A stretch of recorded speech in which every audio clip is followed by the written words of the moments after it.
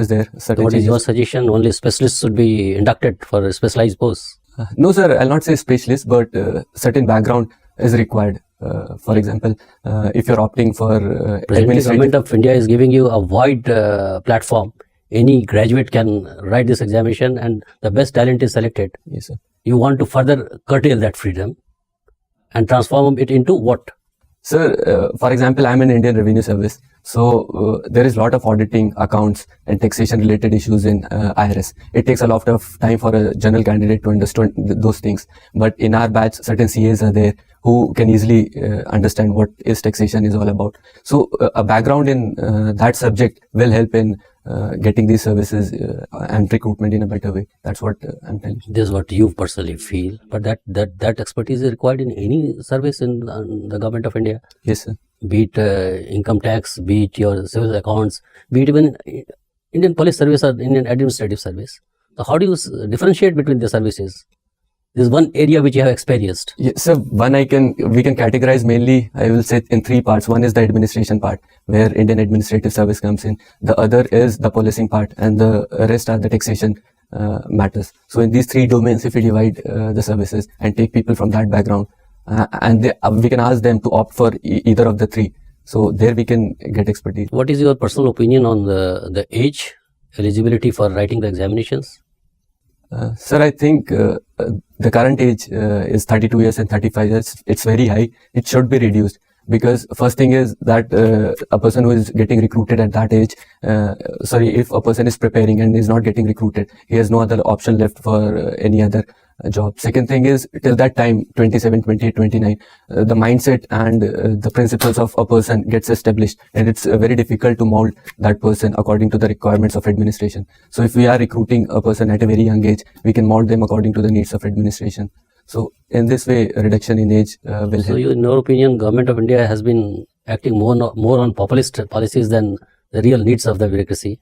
Sir, I'll say, because a large group of students are there who will protest against this thing, and it's very difficult for the government in power to take such decision. But the committee which was constituted to look into the reforms of civil services, it recommended that gradual reduction in age should be there, and it should be brought down to 26. That is the ideal age. Okay, thank you. Junaid, what is the contribution of Arab geographers in the development of this discipline? So, the classical period, if we talk about geography, the navigation part, it was mostly done by the Arab geographers. They were traders, and they circumnavigated the whole world and found out routes connecting to different cities. Then the monsoon, it is also said that was discovered by the Arab geographers, Arab traders. The trade winds which were there, they used to trade according to those trade winds, and monsoon was discovered. And this cartography, map making, was also a major domain where Arab geographers worked upon. Al-Balaki, Al-Masudi, these are some famous. But most of the credits are claimed by European thinkers.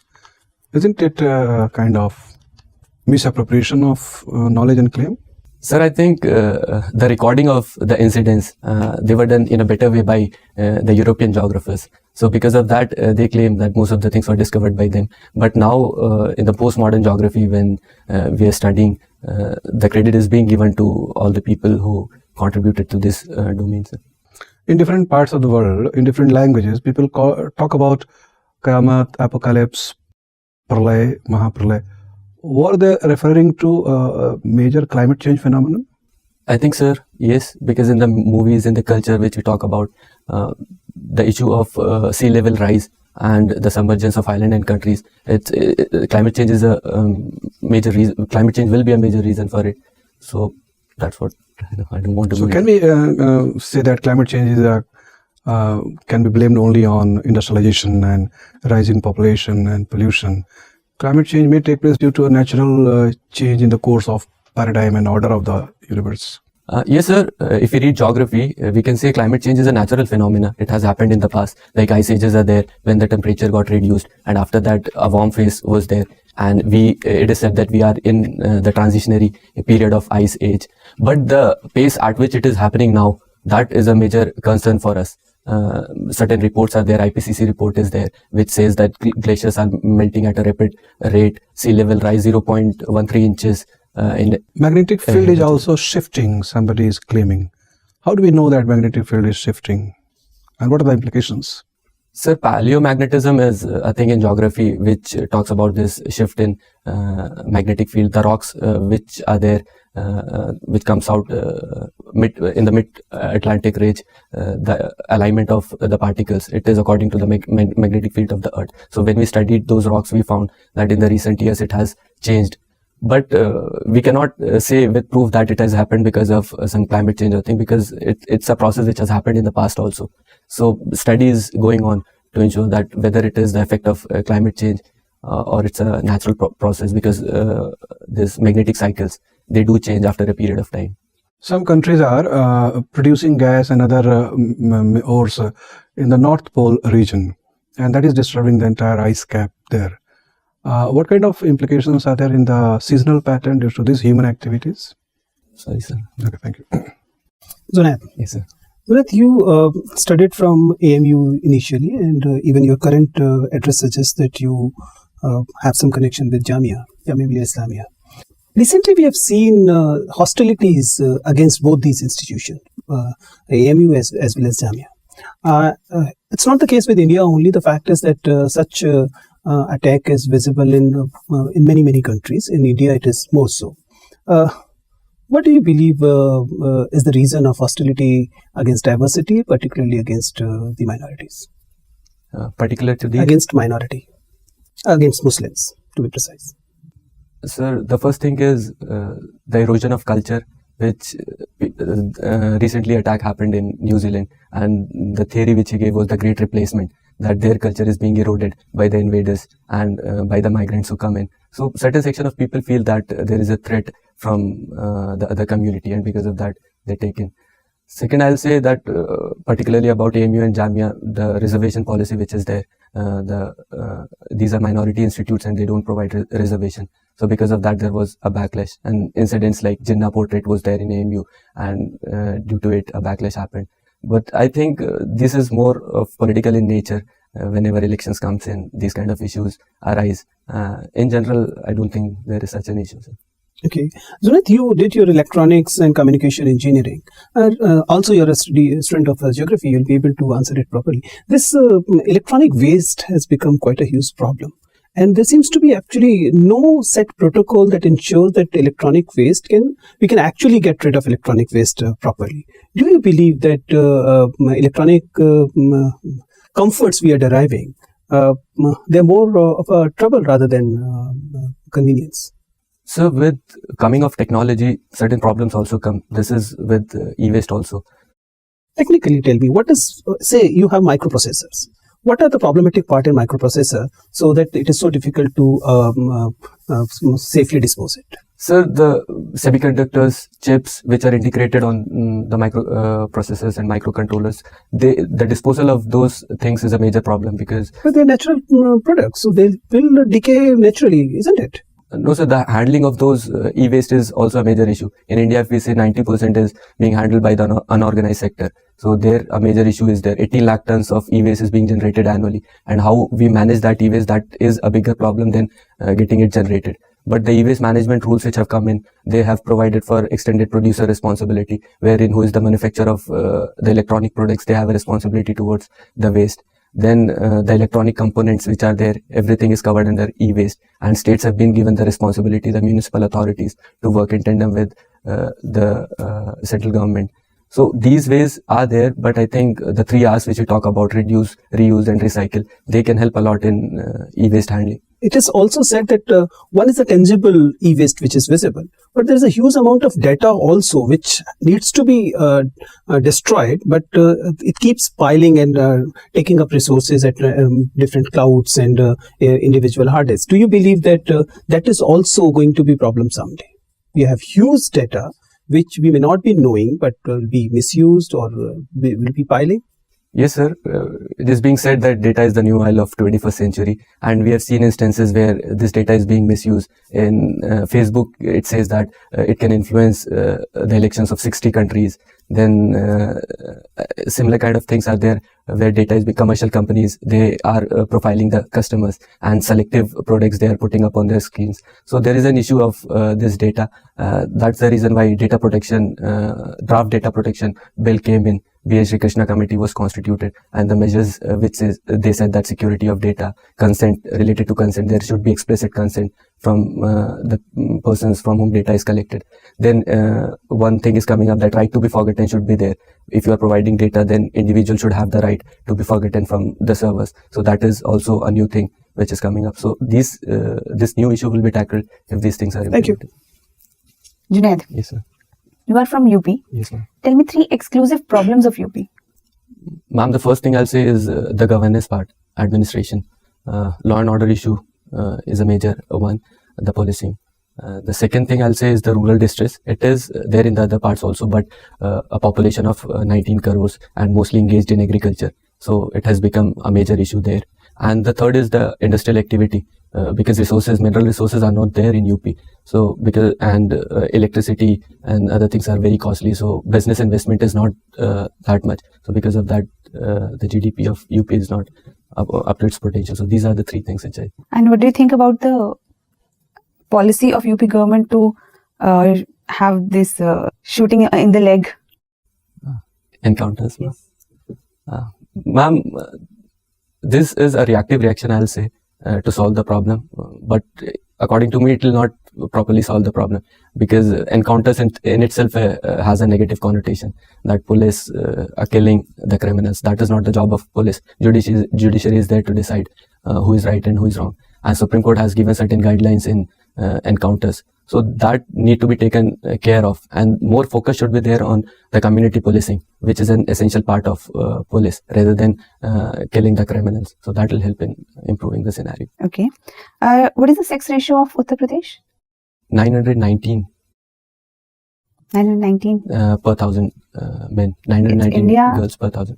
It's of complete India or UP? 940 is of India. 940 women per 1,000 men. In UP is 919 as far as I remember. Okay. And what about in Muslim community? Sorry, ma'am. You're not aware? Okay.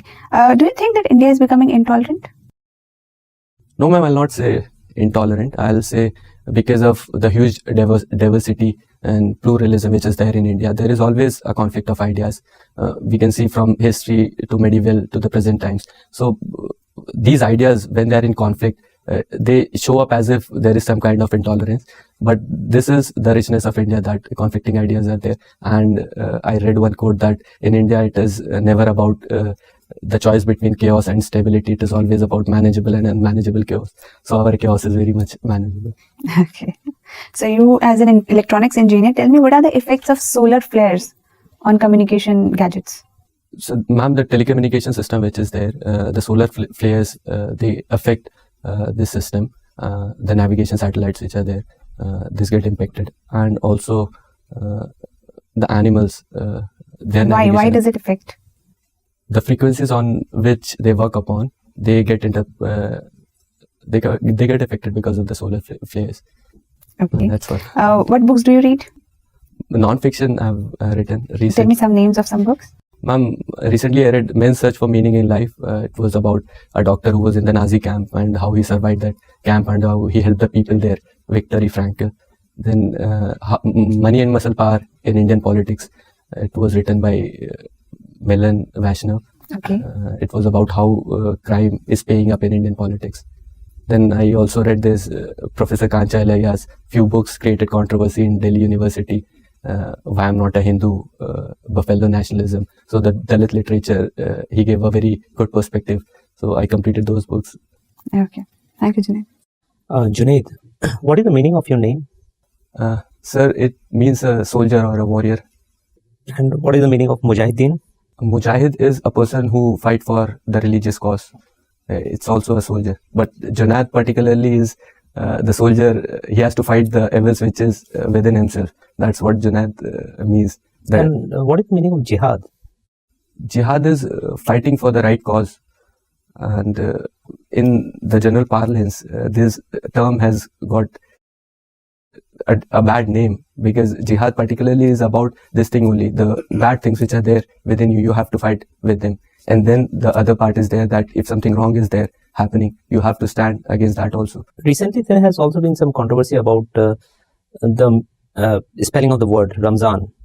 And nowadays it is being written as Ramadan. So what is the difference and why is it? Which is the correct pronunciation? Sir, it is about the Saudi influence, because of which this word is being changed into Ramadan.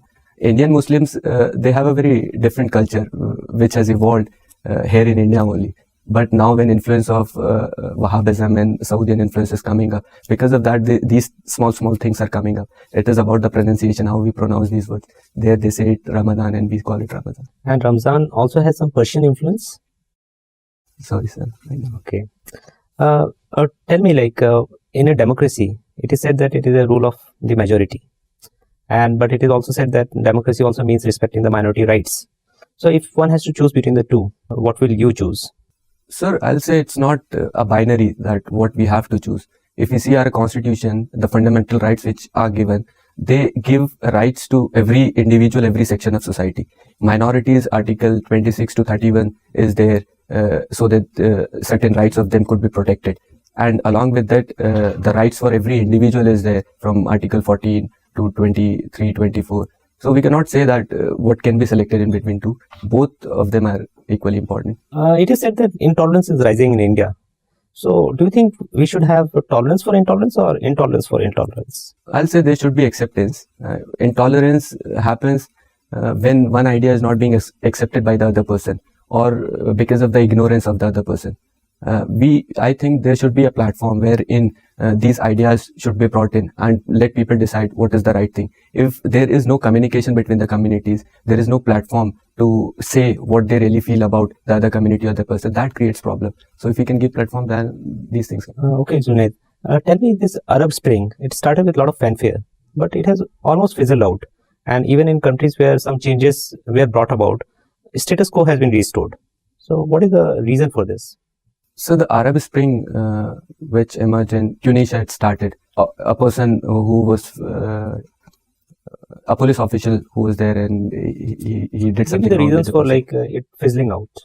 So the ideas for which it came up, the individual rights, popular government, sovereignty, the people looked upon on the Western institutions, and they feel that the people, they have more freedom. The accountability of government is more. So with these things, the Arab Spring came. But in the later phases, in the later period, the governments who came into power on these things, they were not able to provide the solution to the problem because of that. Why are the Middle East countries very much wary of this Muslim Brotherhood? Sir, Muslim Brotherhood, they feel that most of the countries are moving towards moderate Islam. If we talk about Saudi Arabia, the prince, he's saying that we want a moderate Islam and liberalism in their country. But Muslim Brotherhood, they are more of an orthodox institution, and they feel that the past glory which was there of the Muslim world, that need to be restored. And they did problems in Egypt and other parts. So the countries feel that. So if one has to make a choice between the monarchical setup of Saudi Arabia and this Muslim Brotherhood, which is the better option? Or both options are not good? Sir, in the current times, if I'll say, both have certain problems. But in the current system, if I say how the prince is working upon in the government, he's trying to make it more liberal, more accountable to the people. Can we say that the prince is the champion of human rights? No, not at all, sir.